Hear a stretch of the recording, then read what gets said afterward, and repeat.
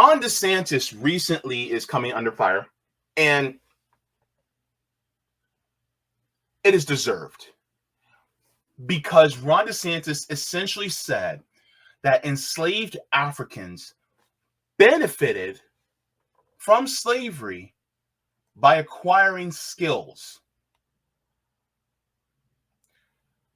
Y'all heard me right. This is ridiculous. It is asinine. And I got some things to say. So let's go to my first item on the list. Oh, by the way, just to let you guys know, and this is just a passing thing, Ron DeSantis was also in a car accident this morning. He's fine. Yeah, whatever. But yeah, just letting you guys know, he also got into a car accident this morning. And, you know. But anywho, let's go to the first.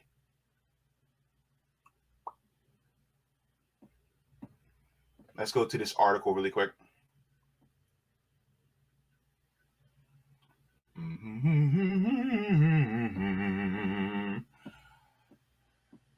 Tampa Bay Times, are you gonna put paywall in front of me? I hope not. If not, oh good. I think I don't have a paywall. Okay. I hate paywalls. They suck. Everything's paywall. Healthcare's paywall. Housing's paywall. Hell, breath is paywall. If they get their, damn it, they did paywall it. All right, I know around that. All right.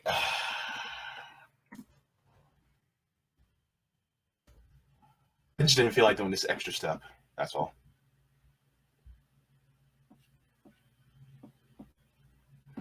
I know. Okay, stop sharing. And let's go this route. And when I share the article with you guys, I'm going to share the archived article instead of the actual link, because then you guys won't have to go through the paywall. So, all right. So this is out of Tampa Bay Times. Says, benefited from slavery. Critics say some of the state's examples were never even slaves. So it says the battle over Florida's new African-American history standards grows more heated. Let me shrink this just a little bit. Oh. Charlie Sheen, Ben Vereen shrink to the size of a lima bean. Okay. All right. It says Florida Department of Education faced angry reaction from across the nation this week to new African-American history standards, suggesting some slaves benefited from skills they learned while enslaved. This is complete and utter BS here, baby. It says, responding to mounting criticism, the department issued a statement Thursday offering 16 examples of historic figures it said that fit the description, that they develop highly specialized abilities that help them later in life is factual and well documented, the department stated. Asked for more information on Friday, Florida's Department of Education cited as references the Colored Patriots of the American Revolution, an 1895 book by William Cooper Nell, and Encyclopedia of African American History from 1619 to 1895, a 2006 book edited by Paul Finkelman. Alex Lanfranconi, a spokesperson for the department, said that experts stand behind their examples. Francis Presley Rice, a co-founder of the Yocum African American History Association and chairperson of the National Black Republican National Black Republican Association, provided the information to the department.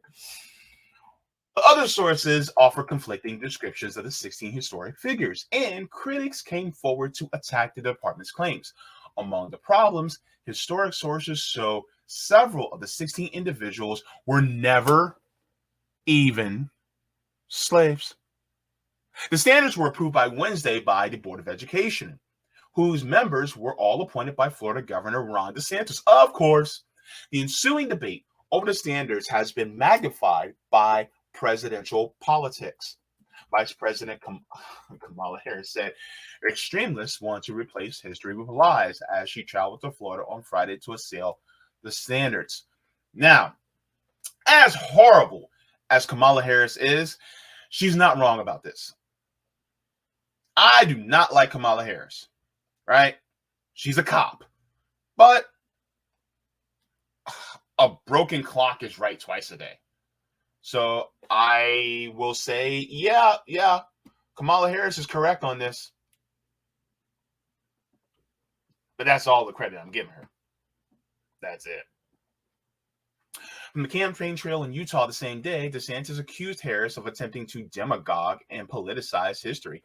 But that's the thing, DeSantis, Ronnie, here's the problem. You are rewriting history. You're trying, okay, not rewriting. He's trying to sanitize history.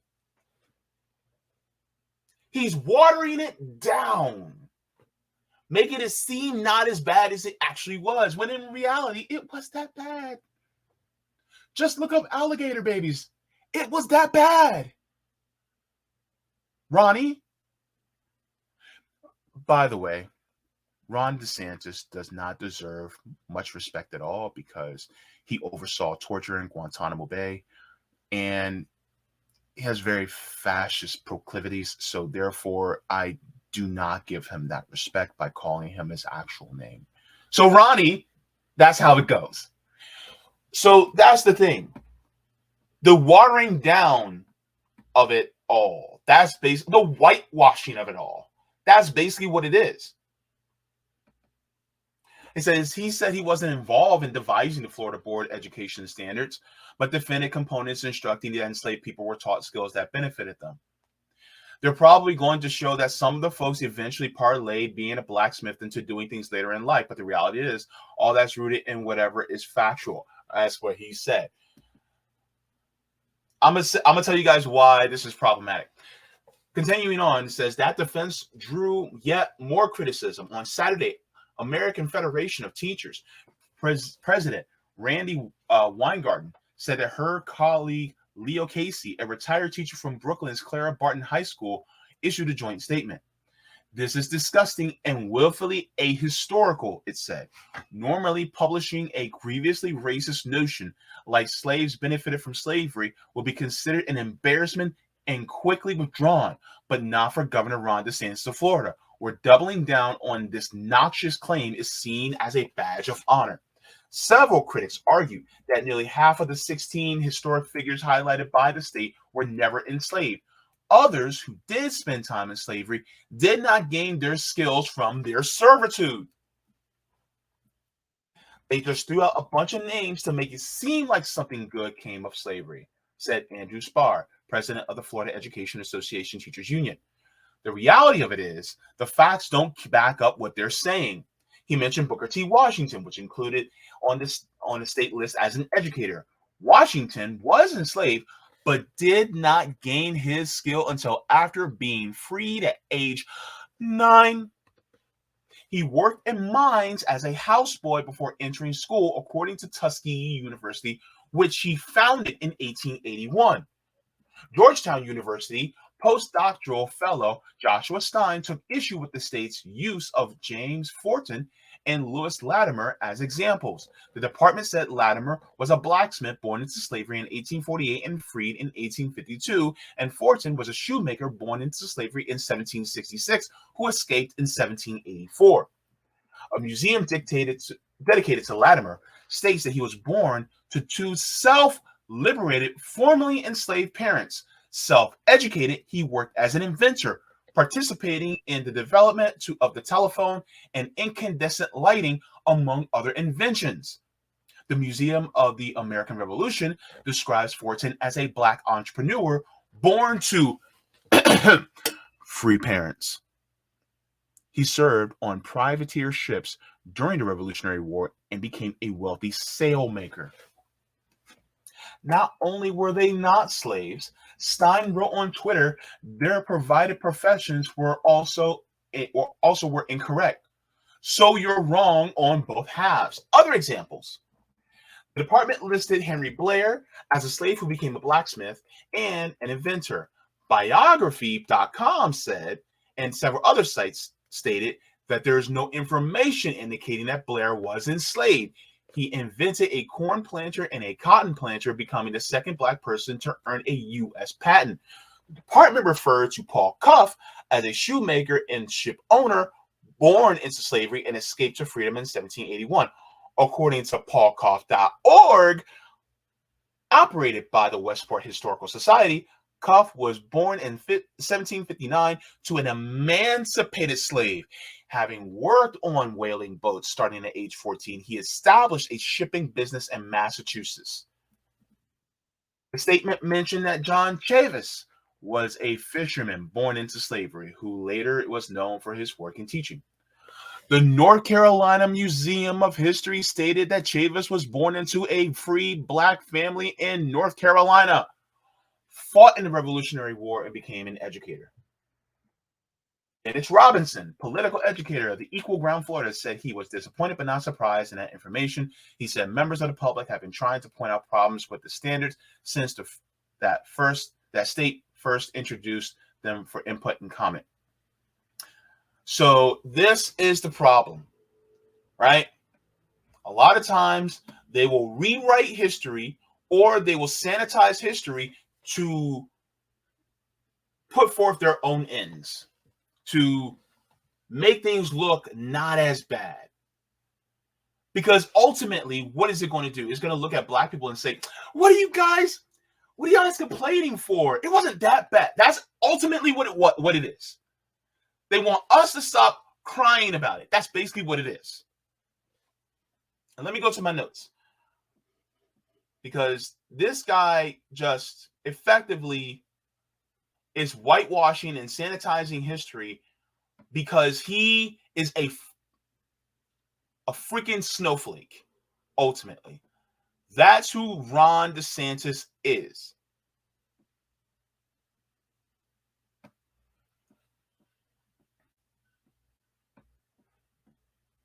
Ron DeSantis is a snowflake that can't take actual history. He can't stomach it. Here's out of NBC News. New Florida standards teach students that some black people benefited from slavery because it taught useful skills. Get out of my...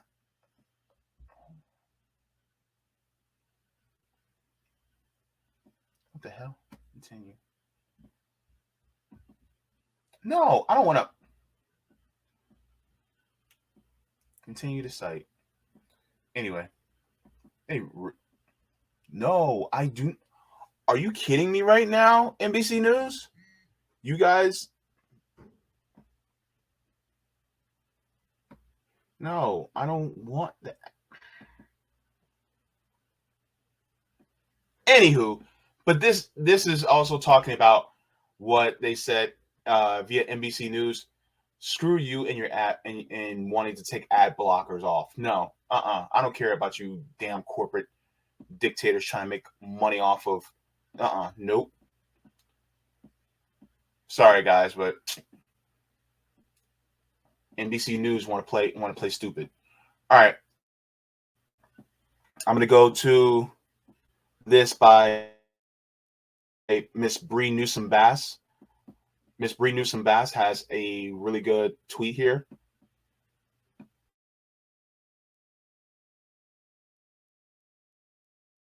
Slavery and without slavery, which is true. Slavery is not what taught skills. Y'all want to make this about everything, but white people being excluded, being violent and past and present. Man, Twitter is glitching today. Man, Elon sucks. Dear God. Anyway. But that's what Miss Bree Newsom Bass said.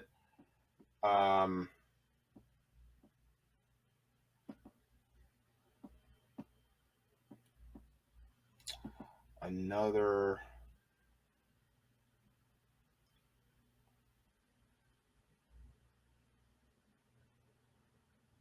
Where's the other one on my list? Okay.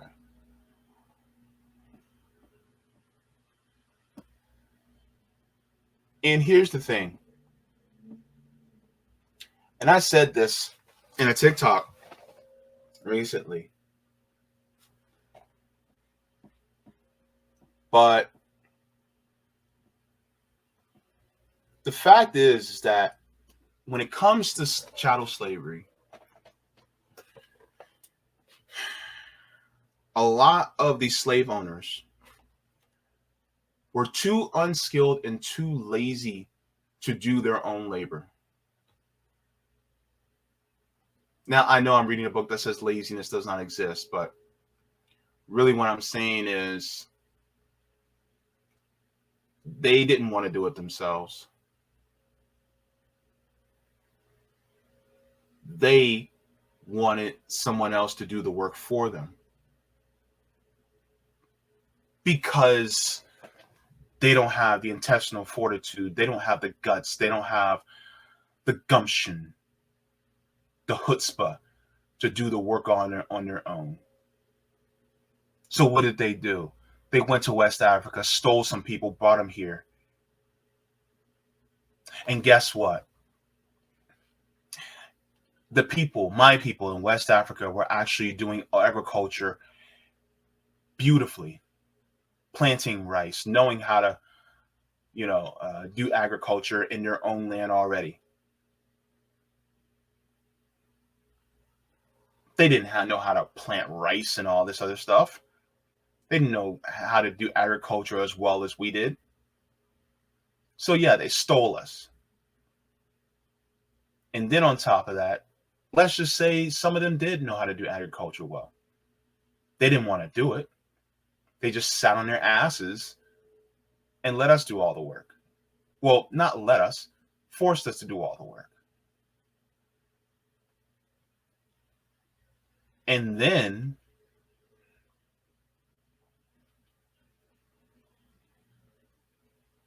beat, sexually assaulted, tortured,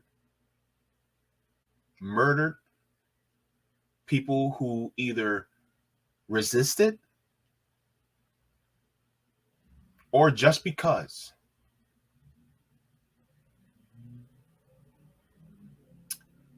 And you want to say that, oh, because of that system, it was somewhat beneficial because it taught them skills? It's just like those people who say, well, if it wasn't for us, you guys would still be in Africa, living in huts and blah, blah, blah. Number one, those mud huts are actually sustainable housing that doesn't have an impact on the environment. And now a lot of people in the United States are doing what? They're actually manufacturing their houses out of the same elements of mud just so that it has less carbon. Number one. Number two, they were doing agriculture very well, mind you, in Africa, and they've been doing it for years and years. So therefore, they actually were doing fine without the exploitation. And so, number three, Africa has a shit ton of innovation. You see, people will look at the Sistine Chapel and they'll look at the cathedrals and be like, oh my God, look at what these people did. Marvelous. Yet, some of the structures in places like Benin, Congo, Nigeria, Egypt, you'll look at that and be like, oh, well, these are great, but aliens must have done them.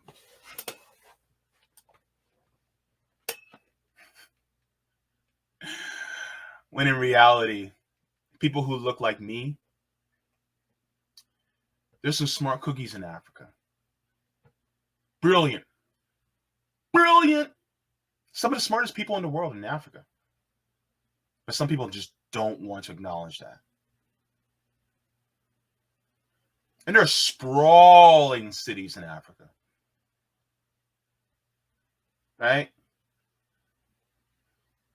But they don't want to look at that. So that's the thing. Let me read my notes because I had some things to say. This narrative is being built to excuse slavery, to minimize its sting on history. My question is, who is going to watch the movie The Color Purple and see what Celie went through and say, well, at least she learned how to cook, shave, and sew? The tragedy was her abuse and captivity. I don't care if she didn't learn a thing. She shouldn't have went through that in the first place. Now, ultimately, this is a class issue. Slavery was a class issue that developed into a race issue and kept us oppressed and subjugated as free and or cheap labor. This objective still exists down to this day. It is to excuse slavery, to excuse the exploitation of a people. That's what this is all about. To make it seem like, why are you guys crying? This is idiotic and it's stupid. Somebody on Fox had actually made a really good point. Perish thought, but it actually happened. Let me see. I thought I had saved it, but I didn't. I got it.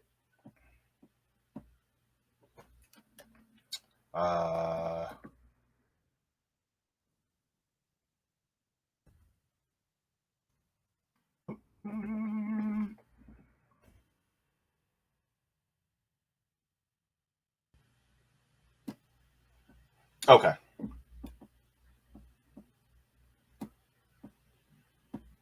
I think I found it.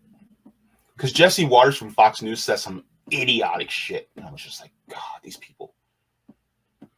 Excuse me. Let's take a look. Do you think that she read the whole thing and just decided to cherry pick something?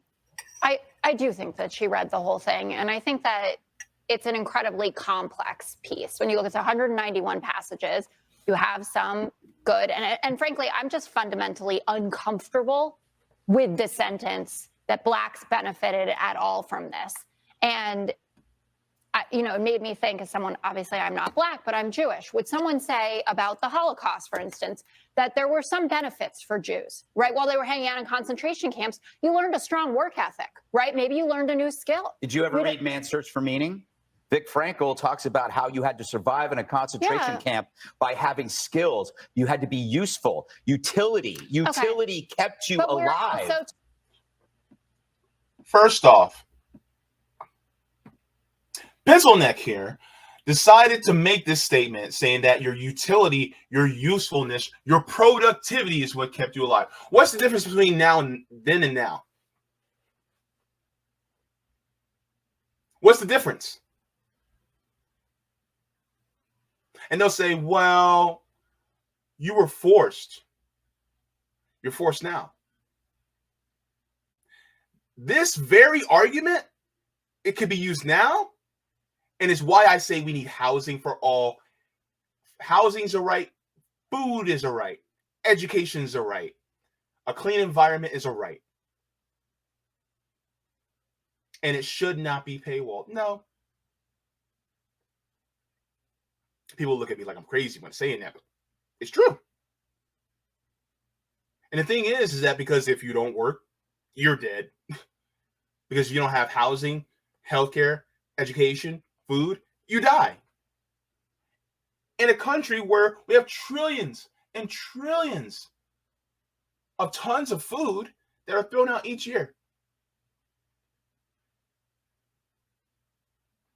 Go to the back of a grocery store and look at their trash can. Go ahead. And so the thought that, well, their survival meant that they're useful. See, this guy is saying that they're better because they had skills. So that's why they deserve to live. You're deserving to live should not be incumbent upon skills that you know. You deserve to live because you are alive.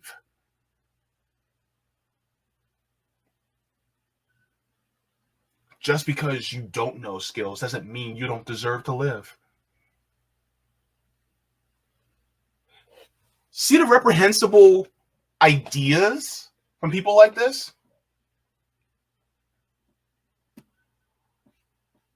Let's continue. Kept you But alive. we're also talking about middle schoolers here. And there's a lot of concern about what age people are prepared to understand complex issues. I'm not sure that 12 is the right age to start hearing things like, and when you were enslaved here in America. What about gender? Actually, you can explain these things to kids. You just have to know how. And the thing is that you can do it in stages. You don't just have to do it all super complex at one time. But it's true, you can do it. But yeah, I mean, she's right. Like, why in the world would you say that about Jews, saying that, oh, being in a Nazi concentration camp gave you a strong work ethic? Because in reality, it didn't. And so people talking about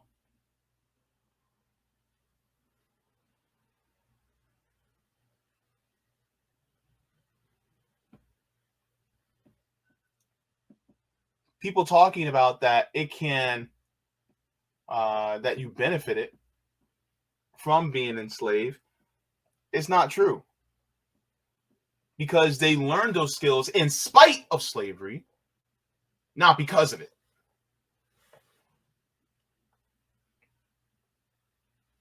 Like I said, that's like watching The Color Purple and thinking that because Celie was being abused and sexually assaulted and in captivity by Mr., that she learned those skills.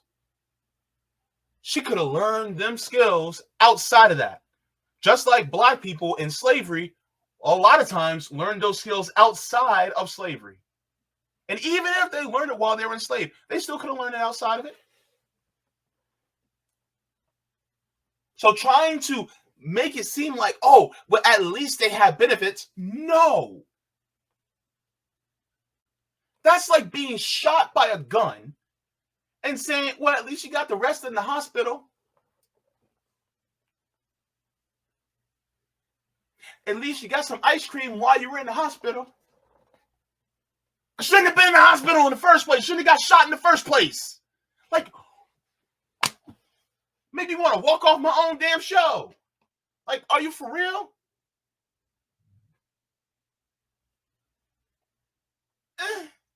No.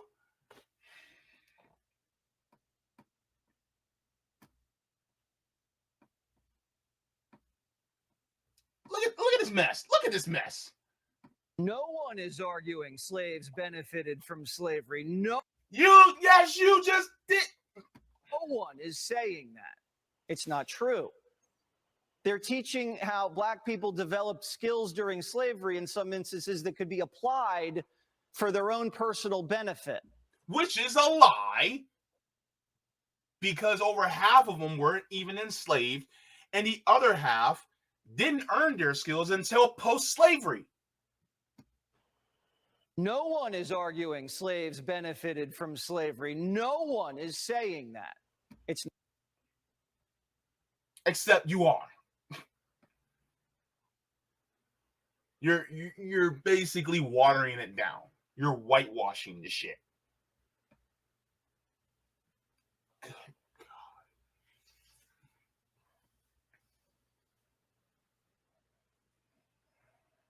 Anywho. So yeah.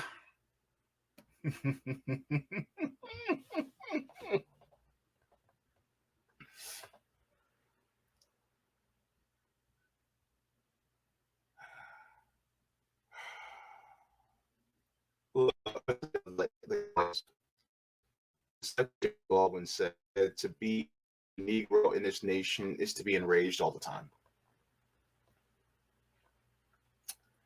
You know, I hate that angry black man, angry black woman trope. But you gotta admit, it's kind of justified, right? Right? It's justified. Like, to be honest with you, 400 years of slavery, Jim Crow, and institutionalized imprisonment, wouldn't you be angry a lot? I mean, wouldn't you be pissed off all the time? Wouldn't you be pissed off that police actually don't protect you? Wouldn't you be pissed off that the courts actually don't look for justice for you? Like, who's going to protect you? Who's going to protect you on the front end? And who's going to protect you on the back end? Nobody, right? Then on top of that, you get a lot of white supremacy. You get misogyny, misogynoir. And you get overlooked. You get overlooked just because your name is different. You get overlooked because the way you look will bar you from renting an apartment in a certain area, or buying a house in a certain area, or getting your house appraised in a certain area. Like, or then you just can't move into certain areas because of the way you look. Or you get treated differently when you go to the hospital to get treated, and sometimes you die because of this. Because you may be complaining about a pain, and the medical personnel will look at you with less empathetic eyes than they will somebody that's white. And as somebody that's disabled, that gets a medical treatment that's life-sustaining 3 times a week, that's important for somebody like me.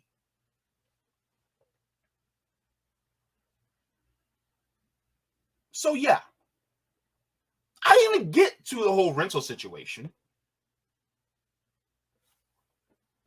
But to stop for a second,